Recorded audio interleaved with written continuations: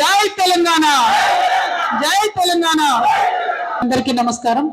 ఇప్పటి వరకు ప్రసంగించినటువంటి వక్తలందరికీ కూడా పేరు పేరున హృదయపూర్వకంగా నమస్కారాలు తెలియజేస్తా ఉన్నాము. ప్రత్యేకించి కానిస్టేబుల్స్ కి సంబంధించి నోటిఫికేషన్ మీద యుద్ధం చేస్తున్నటువంటి మిత్రులు వచ్చారు. మీకు ఇదివరకే మేము మద్దతు ప్రకటించి ఉన్నాము, మళ్ళీ కూడా చెప్తా ఉన్నాము. కానిస్టేబుల్స్ కి ఎగ్జామ్స్ కి దాదాపు 20 లక్షల మంది ప్రిపేర్ అవుతా ఉంటారు కాబట్టి కనీసం 20,000 నోటిఫికేషన్లు ఇవ్వడం అన్నది న్యాయం. ఇస్తామని ఇదివరకు పదే పదే మీరు చెప్తున్నారు కాబట్టి అది ఇవ్వాలని డిమాండ్ చేస్తున్నాం. అట్లానే జీవో 46 ఏదైతే ఉందో దానివల్ల ఇబ్బంది అవుతుంది. కానిస్టేబుల్ రిక్రూట్మెంట్ మీరు వేసినప్పుడే ముందే మార్చాలని కూడా మేము డిమాండ్ చేస్తా ఉన్నాం గత సంవత్సర కాలంగా. కానీ ప్రభుత్వం జీవో 46 ని మార్చకుండా ఇప్పుడు నోటిఫికేషన్ వేసింది.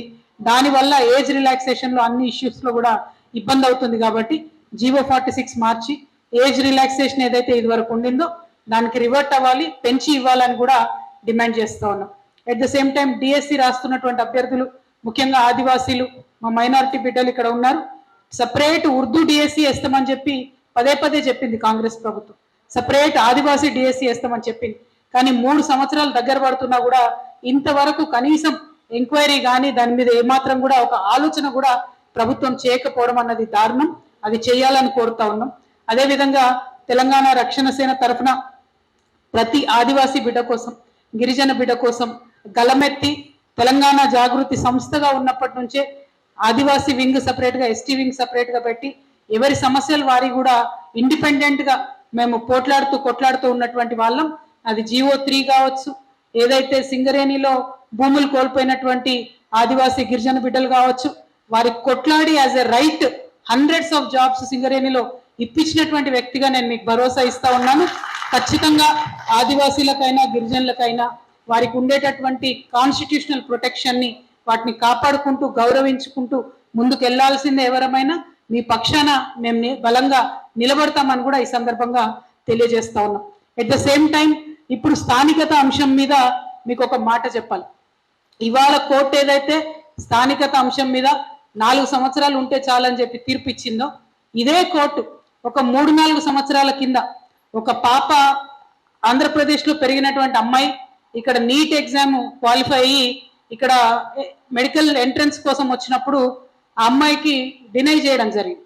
ఆనాడు ఆ అమ్మాయి కోర్టుకు వెళ్ళడం జరిగింది ఈ లోకల్ నాన్ లోకల్ ఇష్యూస్ మీద.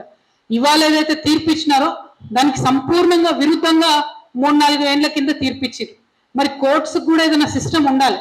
ఒకే అంశం పైన 3 ఏళ్లకోసారి 4 ఏళ్లకోసారి రకరకాల తీర్పులు ఇవ్వడం కాకుండా ఆనాడు ఎట్లా ఇచ్చామో దాన్ని పరిగణలోకి తీసుకోవాలి. అంటే మరి ఇప్పుడు ఉన్నటువంటి వకీలు ఎవరైతే గవర్నమెంట్ తరఫున, గవర్నమెంట్ ప్లీడర్ ఎవరు పోయినో నాకు తెలియదు, ఎవరైతే ఉన్నారో మరి కనీసం ఆయనకు పోయిన 3 ఏళ్ల కిందనే ఇటువంటి తీర్పు వచ్చిందని ఆయన వాదన వినిపించినా కూడా ఇలా కంప్లీట్ గా తెలంగాణ బిడ్డలకు ఒక రక్షణ ఉండేది. కానీ అది కరువైందంటే ప్రభుత్వం ఖచ్చితంగా శ్రద్ధ పెట్టలేదు దీని మీద. అందుకని ఇప్పుడు అనివార్యంగా సుప్రీంకోర్టుకు పోవాల్సినటువంటి పరిస్థితి వస్తుంది. ప్రభుత్వం ఖచ్చితంగా సుప్రీంకోర్టు దాకా కూడా వెళ్ళాలి. మీరు వెళ్ళకపోతే 15-20 రోజులు వేచి చూసి ఉద్యమ సంఘాలుగా, ఉద్యమ పార్టీలుగా మేము కూడా సుప్రీంకోర్టుకు వెళ్తాము. మా యువతుల యొక్క అంశాలను, వారి యొక్క అవకాశాలను రక్షించుకుంటామని కూడా ఈ సందర్భంగా తెలియజేస్తా ఉన్నాం. అట్ ద సేమ్ టైం నేను మన అధికారులందరికీ రిక్వెస్ట్ చేస్తున్నా, చాలా మంది లోకల్ సర్టిఫికేషన్స్ ఇచ్చేటప్పుడు చాలా అల్కగా ఇస్తున్నారు. ఇదివరకు ఒక శ్రద్ధ పెట్టేవాళ్ళు. ఎస్టీస్ ఎవరన్నా బయట నుండి వచ్చి సర్టిఫికేషన్ కావాలంటే వెరిఫికేషన్ ప్రాసెస్ స్ట్రిక్ట్ గా ఉండేది. బీసీలలో కూడా ఎవరన్నా వచ్చి అడిగినప్పుడు స్ట్రిక్ట్ గా ఉండేది. ఎస్సీలలో కూడా ఉపకులాలకు సంబంధించి కూడా స్ట్రిక్ట్ గా ఉండేది. కానీ ఈ మధ్య ఎట్లా అయిపోయిందంటే లోకల్ అనేటటువంటి సర్టిఫికేషన్ మామూలుగా ఇచ్చేస్తున్నారు. కాంగ్రెస్ అంటేనే కరప్షన్, కరప్షన్ అంటేనే కాంగ్రెస్ అని ఎట్లయితే అంటామో ఆ స్థాయిలో ఇస్తా ఉన్నారు. నేను అధికారులందరినీ రిక్వెస్ట్ చేస్తున్నా, మీరు ఒక్క సర్టిఫికేట్ తప్పిస్తే ఒక్క బిడ్డ కాదు, ఆ ఒక్క డిస్టర్బెన్స్ తోని 500 మంది పిల్లలు కూడా ఆగమయ్యే పరిస్థితి ఉంటుంది. ఎందుకంటే ఒక్క మార్కుతోని పోయేటటువంటి ఉద్యోగాలు ఇవి. హైలీ టాలెంటెడ్ పీపుల్ రాసే ఉద్యోగాలు ఇవి. కాబట్టి లోకల్ సర్టిఫికేట్ ఇచ్చేటప్పుడు అధికారులందరికీ కూడా నేను హెచ్చరిక చేస్తా ఉన్నా, ఒక గన్ లైసెన్స్ ఇవ్వడానికి ఎంత ఆలోచిస్తారో ఒక్క అభ్యర్థికి లోకల్ సర్టిఫికేట్ ఇవ్వడానికి కూడా మీరు అంతే బలంగా ఆలోచించాలి, అంతే డీటెయిల్ గా ఎంక్వైరీ చేసుకోవాలి, అంతే తీవ్రతను ఉంటదనేటటువంటి విషయాన్ని అర్థం చేసుకోవాలి. ఒక బాబు మాట్లాడుతూ చెప్పింది ఇందాక, ఎక్కడ పోయినరు మేధావులంతా అని. నేను అంటా ఉన్నా, అంతా ఇక్కడే ఉన్నారు. యువ మేధావులంతా ఇక్కడే ఉన్నారు, ఫ్యూచర్ ఆఫ్ తెలంగాణ ఇక్కడే ఉంది. మేమందరం అయిపోతా ఉంది మెల్లగా మెల్లగా, కానీ మీరంతా ఇక్కడే ఉన్నారు కాబట్టి ఇబ్బంది ఏం లేదు. మీరున్నారు, మీ ఆధ్వర్యంలో మీ ఇంటెలెక్చువల్ తోనే ఈ స్టేట్ ని ముందుకు తీసుకొని వెళ్దాం. బాధపడాల్సిన అవసరం లేదు. ఎందుకంటే ఇవాళ స్థానికత అంశం సీరియస్నెస్ అర్థం కాక కొందరు, అర్థమై కూడా ఏమి చేయలేంలే అని నైరాశ్యంలో కొందరు, అర్థమై కూడా ప్రభుత్వంలో పదవులు పోతాయనే బాధలో కొందరు మీ యువకుల పక్షాన యువతుల పక్షాన ఇవాళ నిలబడతలేరు. వారు బాధపడేటట్టుగా మనందరం ఉద్యమం చేద్దాం, మనందరం ముందడుగేద్దాం. ఖచ్చితంగా మన హక్కుల్ని మనం కాపాడుకుందామని కూడా ఈ సందర్భంగా నేను తెలియజేస్తా ఉన్నా. మరి ఇంకొక మాట మాట్లాడుకున్నాం మనం, ఆల్రెడీ 371D ఆర్టికల్ ఉంది, మనకు ప్రెసిడెన్షియల్ ఆర్డర్ ఉంది.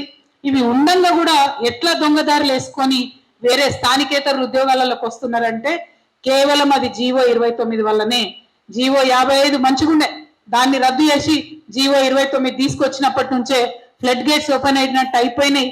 ఎస్సీ ఎస్టీ బీసీలకు, మహిళలకు, మైనారిటీలకు అన్యాయం జరుగుతుంది. దాంతో పాటు స్థానికేతరులు మన రాష్ట్రంలో రావడానికి బార్ల తెరిచినట్టు అయిపోయింది. కాబట్టి ఖచ్చితంగా జీవో 29 రద్దు చేయాలి. అది ఇప్పుడు కాదు, 2.5 సంవత్సరాలుగా డిమాండ్ చేస్తున్నాం. అయినా ప్రభుత్వం అర్థం చేసుకుంటలేదు, విన్నా కూడా విన్నట్టు ఉంటుంది. సో మనం చేసేటటువంటి ఈ స్థానికత ఉద్యమంలో జీవో 29 రద్దు చేసి మళ్ళా జీవో 55 తేవాలనేటటువంటి విషయాన్ని కూడా ముందుకు తీసుకొని వెళ్దామని కూడా ఈ సందర్భంగా నేను మీ అందరికీ ప్రతిపాదిస్తా ఉన్నాను. అదేవిధంగా మరి రోస్టర్ విధానం పైన కూడా మరి అనేకమైనటువంటి అంశాలు మనం మాట్లాడుకోవడం జరిగింది, తీర్మానాలు జరిగింది. మరి ఆ రోస్టర్ విధానంలో అనేక మంది ఉపకులాలకు, ముఖ్యంగా ఈ మధ్య ఎస్సీ వర్గీకరణ జరిగింది, కానీ వర్గీకరణ జరిగిన తర్వాత చాలా మంది బాధపడుతున్నారు. కొన్ని చోట్ల కంప్లైంట్స్ వస్తున్నాయి ఉపకులాల నుంచి. వీటి మీద ఇంకా మేధావులందరం కూడా మనం కూర్చొని ఆలోచన చేయాలి. వర్గీకరణ చాలా పాత డిమాండ్, మంచి డిమాండ్ జరిగినప్పుడు మరి రోస్టర్ పద్ధతిని ఆలోచించి చక్కగా పెట్టి అందరికీ లాభం చేయకుండా ప్రభుత్వం పైన పనిచేసినట్టు అనిపించింది. అనేక ఉపకులాలు వచ్చి కూడా కంప్లైంట్స్ చేస్తా ఉన్నాయి. దాని మీద దృష్టి పెట్టవలసిందిగా మేము ప్రభుత్వాన్ని కోరుతున్నాం. మేము కూడా కొంతమంది మేధావులతో ఒక కమిటీ వేసుకుంటాం. ఆ ఉపకులాలందరూ కూడా చెప్తున్నటువంటి కంప్లైంట్స్ అన్ని కూడా ప్రభుత్వం యొక్క దృష్టికి తీసుకెళ్తామని కూడా ఈ సందర్భంగా తెలియజేస్తూ, ఈ రోస్టర్ విధానాలన్నింటినీ కూడా సరి చేసుకోవాలి మరొకసారి ప్రభుత్వం అని డిమాండ్ చేస్తూ మీ అందరి ఆమోదంతో కొన్ని తీర్మానాలు పెడతా ఉన్నాను. ఈ రౌండ్ టేబుల్ సందర్భంగా స్థానికత సవాళ్ళు అనేటటువంటి రౌండ్ టేబుల్ నుంచి మరి స్థానికతపై హైకోర్టు ఇచ్చినటువంటి తీర్పులు, సుప్రీంకోర్టులో మంచి అడ్వకేట్లతో ప్రభుత్వమే సవాల్ చేయాలనేది మొట్టమొదటి డిమాండ్ గా మొట్టమొదటి తీర్మానంగా పెడతా ఉన్నాం. అదేవిధంగా తెలంగాణ స్థానిక యువతకు రాష్ట్రపతి ఆర్డర్ 2018ని సరిగ్గా అమలుపరిచి మిగతా అన్ని ఉద్యోగాలలో కూడా నియామకాలు త్వరితగతిన చేపట్టాలని కూడా రెండవ డిమాండ్ గా పెడతా ఉన్నాం. మూడవది, తెలంగాణ రాష్ట్రం అంటే తెలంగాణ ప్రజలది. మరి ఇక్కడ వనరులైనా, సంపదైనా, విద్యా ఉద్యోగాల్లో కూడా తెలంగాణ ఫస్ట్ అనే భావన ఉండాలి. దేశానికి, ప్రపంచానికి తెలిసేలాగా మరి ఈ భావనను ప్రకటించుకుంటూ జీవో 29ని వెంటనే రద్దు చేసి జీవో 55ని తీసుకురావాలని మూడవ డిమాండ్ గా పెడతా ఉన్నాం. కాంగ్రెస్ ప్రభుత్వం చేపట్టినటువంటి అన్ని తెలంగాణ పబ్లిక్ సర్వీస్ కమిషన్ అదేవిధంగా ఇతర నియామకాల పైన కూడా న్యాయ విచారణ చేయాలని కూడా ఈ రౌండ్ టేబుల్ సమావేశం నుంచి మరి మేము డిమాండ్ చేస్తా ఉన్నాం. అదేవిధంగా ముల్కీ నిబంధనలు ఏవైతే 1919లో వచ్చినాయో మరలా ఈ 4 ఏళ్ళు కాకుండా 15 ఏళ్ళు మినిమం ఇక్కడ ఉన్న వాళ్ళే ఇక్కడ ఉద్యోగానికి అర్హత ఉంటదనేటటువంటి విషయంలో కూడా మేధావులం అందరం కూడా మళ్ళొకసారి పునరాలోచించుకొని ఆ డిమాండ్ ని ముందుకు తీసుకురావాలని కూడా మేము ఈ రౌండ్ టేబుల్ తరఫున ప్రతిపాదిస్తా ఉన్నాం. మరిక అన్ని అందరు మేధావులతోని, అందరి విద్యార్థి నాయకులతోని, అందరూ నిరుద్యోగులకు సంబంధించినటువంటి మిత్రులతోని, మా మహిళా లోకంతోని అందరితోని కూడా సంప్రదింపులు జరిపి మరి దీనికి ఫర్దర్ కార్యాచరణ ఎట్లా అన్నది కూడా టేకప్ చేస్తాం. స్థానికత అనే అంశం మన ప్రాణం ఇచ్చైనా పరిరక్షించుకోవాల్సినటువంటి అంశం కాబట్టి దానికోసం ఖచ్చితంగా టిఆర్ఎస్ పార్టీ ముందుంటుందన్న విశ్వాసాన్ని మాత్రం తెలంగాణ ప్రజలకు కల్పిస్తూ ప్రభుత్వం వెంటనే మేల్కోవాలి. సుప్రీంకోర్టులో ఇమీడియట్ గా రివిజన్ పిటిషన్ వేయాలి, మంచి లాయర్ని పెట్టాలని డిమాండ్ చేస్తూ ఇంత ఓపికగా వచ్చి మీ అమూల్యమైనటువంటి సలహాలు, సూచనలు, సమయం ఇచ్చినటువంటి అందరికీ కూడా, పెద్దలందరికీ కూడా పేరు పేరున ధన్యవాదాలు తెలియజేస్తున్నాను. Thank you. జై తెలంగాణ, జై తెలంగాణ. మా ఉద్యోగాలు మా ఉద్యోగాలు మా ఉద్యోగాలు మా వనరులు మా ఉద్యోగాలు మా భూములు. జై తెలంగాణ, జై తెలంగాణ, జోహార్ తెలంగాణ మన వీరులకు, జోహార్ తెలంగాణ మన వీరులకు. కొనసాగిస్తాం మన వీరుల ఆశయాలను. అందరూ ఒకసారి పిడికిలెత్తి దయచేసి అభివాదం చేయవలసిందిగా రిక్వెస్ట్ చేస్తున్నాము. అందరూ పిడికిలెత్తండి దయచేసి.